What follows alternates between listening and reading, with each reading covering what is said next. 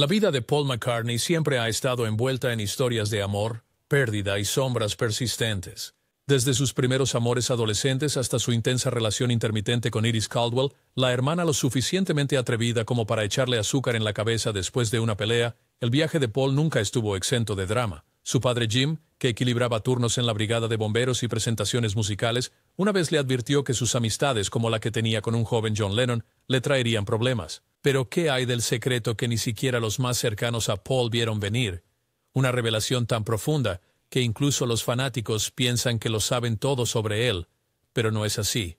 ¿Qué reveló finalmente su ex esposa que podría cambiar todo lo que pensaba saber sobre Paul McCartney? La vida de Paul McCartney comenzó en Liverpool. Nacido el 16avo de 1942 en el Hospital Walton, sus primeros años fueron moldeados por el espíritu obrero de la ciudad. Su madre, Mary Patricia, una enfermera y partera dedicada, brindó apoyo vital a la familia. El padre de Paul, Jim, era de ascendencia irlandesa y un hombre de muchos talentos. Una vez había liderado la banda de jazz de Jim Mack en los años 1920, tocando la trompeta y el piano. La música estaba en la sangre de Paul desde el principio. Las experiencias de guerra de Jim fueron duras. El comercio del algodón, donde trabajaba como vendedor, se desmoronó cuando estalló la guerra, obligándolo a trabajar como tornero en Spears, una empresa de ingeniería de defensa. Pasaba las noches como voluntario en el cuerpo de bomberos. Para 1944, con el mundo aún en guerra, la familia McCartney tuvo que mudarse a un modesto piso en Knowsley antes de establecerse en una vivienda social en Speke en 1946. A pesar de las dificultades económicas, el amor de Jim por la música nunca se desvaneció. Animó al joven Paul a tocar su piano vertical, enseñándole a escuchar y aprender de oído, un método que él mismo prefería. Probó con lecciones de música, pero no se mantuvieron. Aprendía mejor por su cuenta, al igual que su padre. El piano familiar se convirtió en el lugar de nacimiento de When I'm 64, una canción que más tarde capturaría la atención del mundo. La vida no era fácil, pero el trabajo de partera de Mary ayudó a llegar a fin de mes. Los McCartney se mudaron a la carretera 24 en Allerton, donde Paul y su hermano menor Michael crecieron. La dedicación de Mary dejó recuerdos duraderos en Paul, como verla salir en mañanas frías cubiertas de nieve para cuidar a sus pacientes. Trágicamente, cuando Paul tenía solo 14 años, Mary falleció debido a una embolia tras una cirugía de cáncer de mama. El dolor de esa pérdida fue profundo e inspiraría algunas de las canciones más sentidas de Paul. Paul ya mostraba talento musical. Su padre le regaló una trompeta niquelada por su cumpleaños número 14, pero la fiebre del rock and roll pronto lo envolvió. Quería cantar mientras tocaba, así que cambió la trompeta por una guitarra acústica. Inicialmente, la guitarra para diestros lo desconcertó hasta que vio un póster de Slim Whitman tocando con la mano izquierda. Paul volteó las cuerdas de su guitarra y pronto la dominó. Fue con esta guitarra que escribió I Lost My Little Girl, una canción nacida del dolor tras perder a su madre. La escuela fue donde la vida de Paul se cruzó de manera fatídica con George Harrison. En 1954, en un viaje en autobús desde Speke hasta su escuela, el Liverpool Institute, los dos se hicieron amigos. Aunque inicialmente Paul veía a George como un compañero más joven, su vínculo se fortaleció. La música hiló sus conversaciones, profundizando su conexión. Jim McCartney era cauteloso con las nuevas amistades de su hijo, especialmente cuando Paul conoció a John Lennon. El joven John, con su aire rebelde, era motivo de preocupación. Jim incluso advirtió a Paul que John podría meterlo en problemas. Sin embargo, a pesar de las preocupaciones de Jim, permitió que la banda de John, The Quarrymen, ensayara en su casa. Noches en Fortland Road, llenas con los sonidos crudos y entusiastas de la banda, insinuaban algo que incluso Jim no podría haber previsto. La renuencia de Jim a dejar que Paul se uniera a los Beatles en sus viajes, especialmente a Hamburgo, era famosa en su casa. Pero cuando Paul prometió un ingreso de 15 libras por semana, más de lo que ganaba Jim, su padre cedió. Esa decisión pronto lo cambiaría todo. Los clubes duros de Hamburgo endurecieron a los Beatles como intérpretes capaces de dominar cualquier escenario, y tras bambalinas, Jim observaba cómo crecía la fama de su hijo. A pesar de su orgullo, trataba de controlarlo, avergonzado por las demostraciones públicas de entusiasmo. A medida que los Beatles se convirtieron en iconos globales, Jim siguió siendo su silencioso partidario. Convencía a Michael de ayudar a responder a las montañas de cartas de admiradores en Fortland Road, redactando respuestas que parecían como si vinieran del propio Paul. Mientras tanto, la fama de Paul alcanzó alturas estratosféricas, pero sus canciones a menudo llevaban susurros del pasado. Canciones como Yesterday estaban arraigadas en recuerdos y emociones vinculados a Mary. Paul admitiría más tarde que las letras surgieron de sentimientos vinculados a la memoria de su madre. La casa en Forthland Road contenía ecos de más que solo sesiones de práctica y correo de fans. Algunos momentos inspiraron música. En uno, Paul vio una partitura titulada Golden Slumbers en un piano. Este hallazgo daría forma a la canción de tono de Nana, encajando perfectamente en el álbum Abbey Road de los Beatles. Detrás de la música y las cámaras destellantes, algunas historias revelaban quién era Paul McCartney más allá de la fama. Una de esas historias comenzó en 1957 cuando Paul era solo un adolescente. Conoció a una chica llamada Laila. Su nombre era inusual en Liverpool y Paul, con su habilidad para notar lo único, no lo olvidó. Laila era mayor que Paul y a veces le pedía que la ayudara a cuidar niños, lo cual fue una temprana mirada al lado más tierno del chico que algún día cautivaría a millones. Pero fue en 1959 cuando Paul conoció a su primera novia seria, Dorothy Dot Rowan. La escena era el Casbah Club, un centro de música y juventud donde las energías vibraban y se forjaban sueños. Dot tenía 17 años, trabajaba como empleada de banco o tal vez en una farmacia. Las versiones difieren, pero de cualquier manera capturó la atención de Paul. Su relación creció rápidamente. Paul tenía una manera de tomar el control. Escogía la ropa para Dot. Le decía qué maquillaje usar e incluso pagó para que le peinaran el cabello como el de Brigitte Bardot. Bridget era un ícono tanto para Paul como para John Lennon, su imagen emblemática de un glamour atrevido que admiraban. Paul, siempre un poco protector, no le gustaba que Dot viera a sus amigos demasiado a menudo, e incluso desalentaba que fumara, aunque se sabía que él mismo fumaba. Cuando los Beatles partieron por primera vez hacia Hamburgo, Paul y Dot se mantuvieron en contacto a través de cartas. Hamburgo era duro y crudo, pero Paul escribía fielmente, manteniendo a Dot cerca en sus pensamientos. Ella se unió a él en un viaje posterior, viajando junto a la novia de John, Cynthia Powell. Paul trató bien a Dot mientras estaba allí, comprándole un anillo de oro, una falda de cuero elegante, y llevándola a pasear por los lugares turísticos de la ciudad. Se quedaron en un bungalow cerca de los muelles prestado por Rosa, quien había limpiado el Indra Club donde los Beatles habían tocado. Sin embargo, Hamburgo también fue donde los ojos de Paul a veces vagaron. Confesó más tarde que mientras Dot esperaba en Liverpool, él había tenido otros encuentros, principalmente con strippers que sabían más sobre la vida y el amor que las chicas de casa. Fue una mezcla salvaje de lealtad y tentación que marcó estos primeros días. El compromiso de Dot con Paul era profundo. Cuando regresó a Liverpool, alquiló una habitación en la misma casa que Cynthia, y Paul ayudó con el alquiler.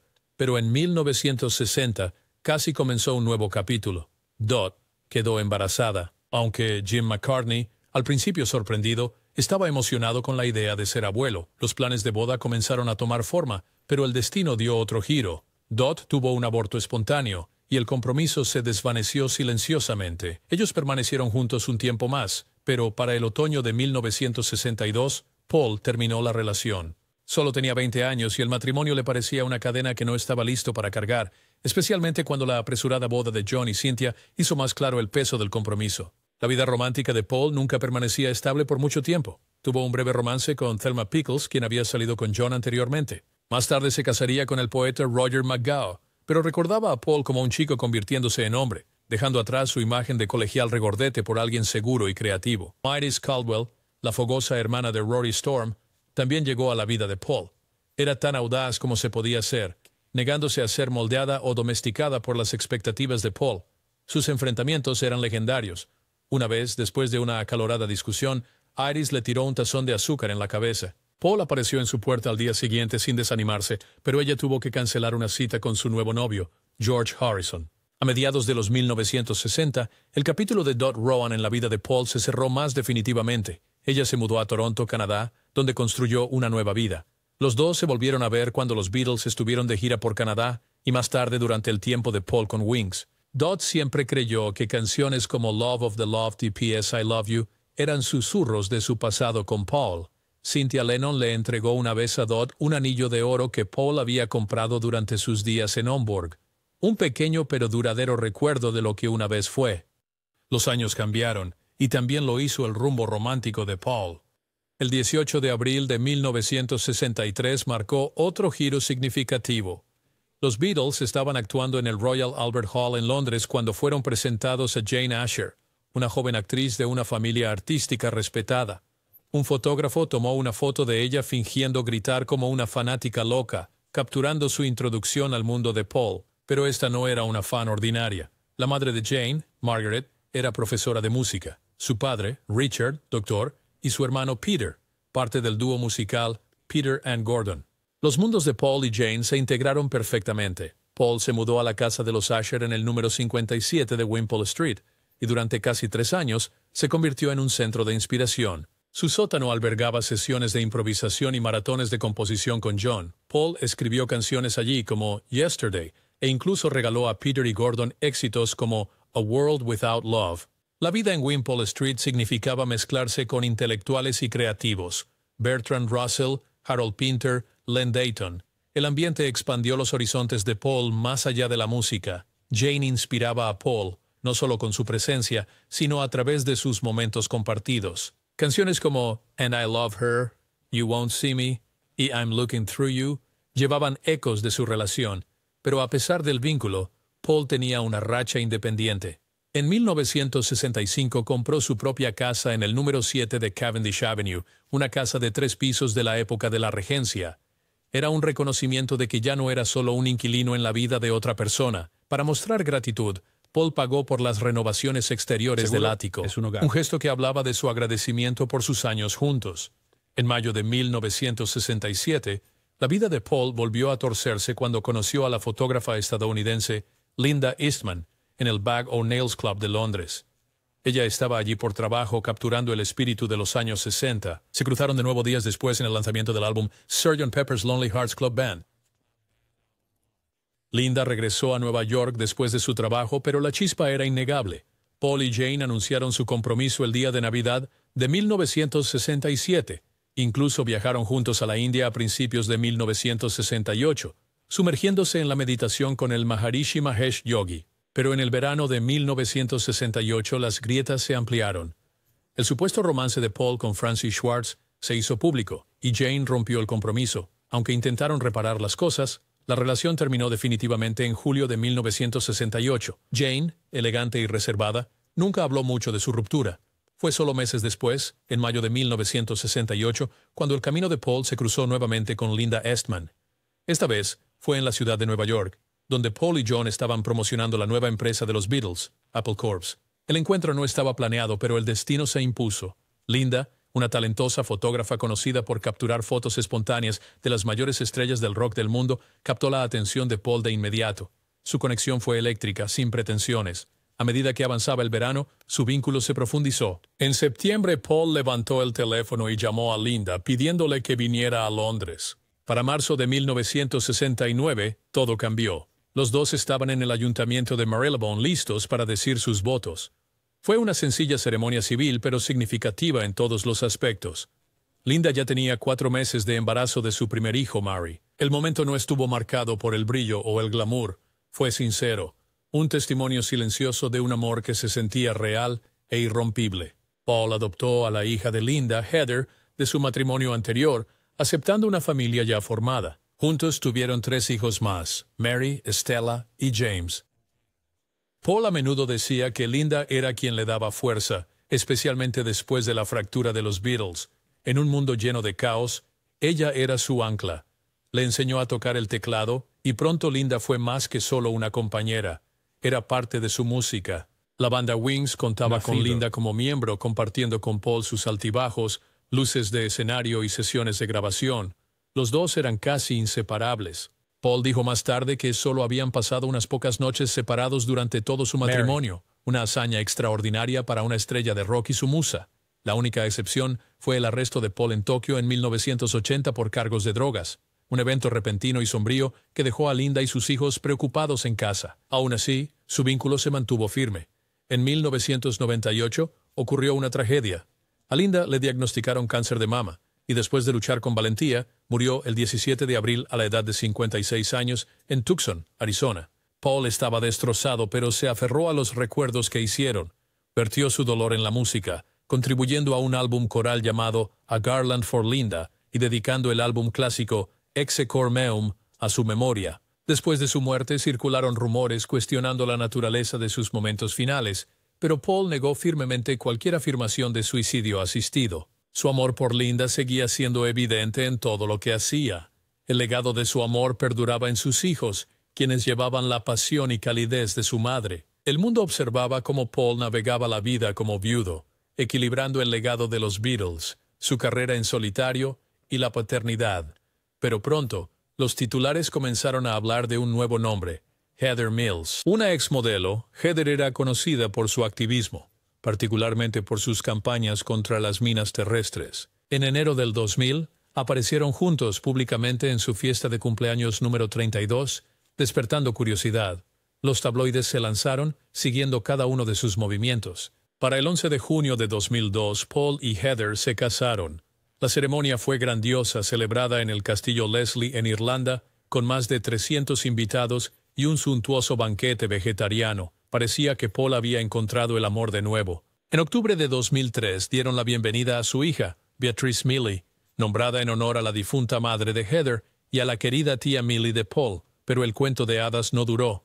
Las tensiones aumentaron y en julio de 2006 aparecieron informes de que Paul había solicitado el divorcio. La locura mediática fue implacable. El divorcio se convirtió en un espectáculo, con ambas partes enfrentándose por acuerdos financieros y declaraciones públicas. El 17 de marzo de 2008, una sentencia otorgó a Heather 24,3 millones de libras. El juez Hugh Bennett, quien presidió el caso, describió a Heather como inconsistente, inexacta y poco sincera, mientras señalaba la honestidad de Paul. Fue un final amargo, marcado por titulares y batallas judiciales. A través de la tormenta, Paul se centró en Beatrice asegurando su bienestar, incluso acordando pagar su escolaridad y los honorarios de la niñera hasta que cumpliera 17 años. El polvo del divorcio eventualmente se asentó, pero dejó una cicatriz de la que Paul no habló públicamente. Pero la vida, como siempre, encontró una manera de sorprenderlo. En noviembre de 2007, Paul comenzó a salir discretamente con Nancy Shevell, una empresaria de Nueva York y prima de la periodista Barbara Walters. Nancy era diferente.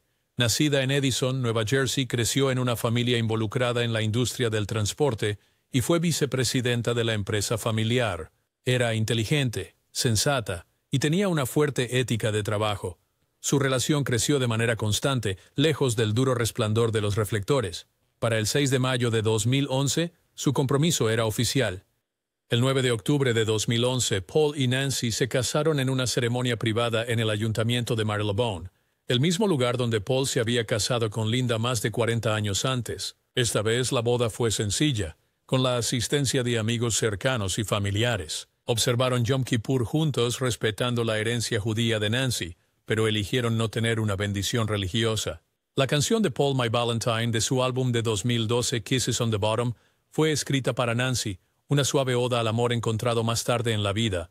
Los años de turbulencia quedaban atrás y Paul se encontraba una vez más sonriendo, guitarra en mano, con un corazón que, aunque marcado por la pérdida, todavía tenía espacio para el amor. Recientemente Heather Mills, la exesposa de Paul McCartney, habló sobre los desafíos que enfrentó durante su matrimonio y reveló un secreto guardado durante mucho tiempo que arroja luz sobre su tumultuosa relación. Heather compartió que vivir con Paul nunca fue tan simple como parecía. La mayor lucha, vivir a la sombra de su difunta esposa, Linda McCartney.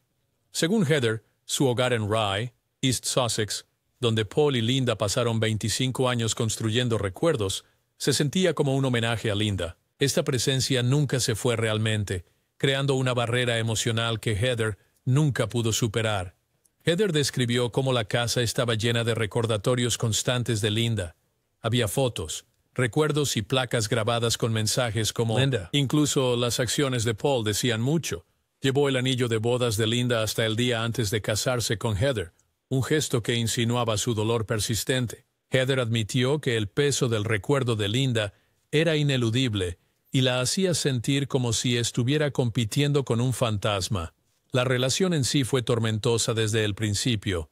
Heather reveló que la reticencia de Paul a dejar ir el pasado. Una pelea durante su compromiso se puso tan acalorada que su anillo fue arrojado por la ventana de un hotel y el personal tuvo que buscarlo con detectores de metales al día siguiente. Mientras Heather exponía estos momentos difíciles, señaló que el matrimonio nunca fue solo sobre dos personas tratando de hacerlo funcionar.